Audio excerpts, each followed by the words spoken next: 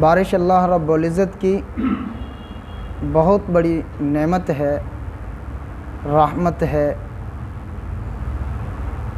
جب بارش برس رہی ہوتی ہے تو اس وقت دعا قبول ہوتی ہے۔ تو آدمی کو چاہیے کہ آدمی اللہ کے ذکر میں مشغول رہے اور دعا مانگے، تلاوت کرے، جو بھی مانگے گا، کیونکہ یہ قبولیت کی ایک گھڑی ہے، اس کی دعا قبول ہوگی۔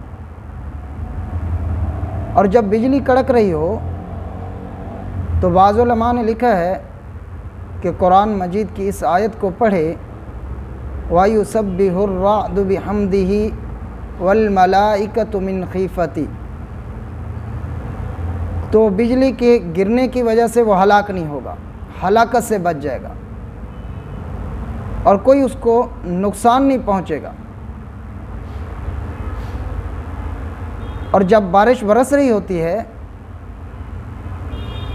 تو مسنون دعا یہ ہے اللہم صیبا نافعا، اے الہ العالمین اس بارش کو ہمارے لیے رحمت مفید بنا دے، نافع بنا دے،